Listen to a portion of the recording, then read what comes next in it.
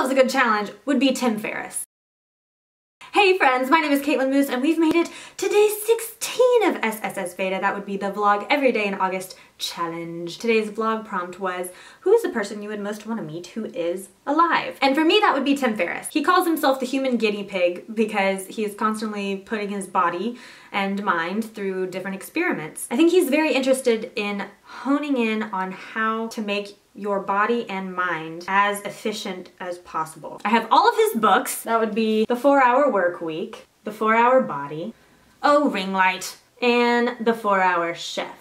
In addition to those books, I would highly recommend his podcast called The Tim Ferriss Show, where he interviews world-class performers and tries to dissect their habits and patterns and mentality and history and all of these things to see what is it that made that person successful and keeps them successful. I love the work that Tim's doing because he has done all of this research and experimentation. You guys already know that I like the research style from Bill Bryson, and then he crafts these incredible books that have sort of an adventure and entertainment value along with education. And Tim, for me, is very similar in that he's just done so much research and packed all this knowledge into very digestible forms in his books and his blog and his podcast. So if that is the kind of information that you like, I would highly recommend checking him out. I only discovered Tim Ferriss's body of work like last December. So that would be December 2015. And have just been consuming everything that I can of his since then. I think Tim is definitely a high achiever, and I'm just in awe of his creative output, and I think he wouldn't be, or he wouldn't take time to celebrate the success that he's had because he's always on to the next thing. And he puts me to shame.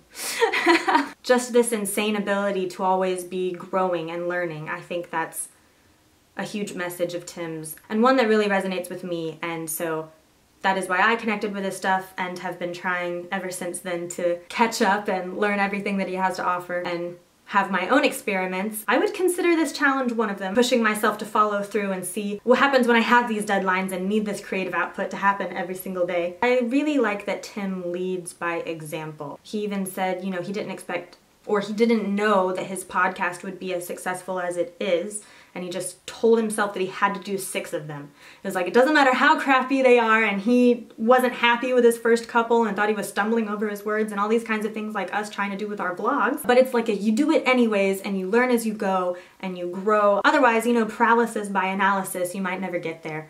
So keep putting things out, keep moving forward and learning as you go. I love that mentality, and maybe can't always put it into action as much as I would like, but I'm getting there. And a lot of that is thanks to Tim. So thank you, Tim Ferriss. Very glad I found you. So if you're a big Tim Ferriss fan, let me know in the comment section below. And also, who's the person that you would like to meet the most? I'm very curious to hear your answers. Thanks for watching, guys. I hope you check out Tim Ferriss, and I will see you tomorrow. Bye!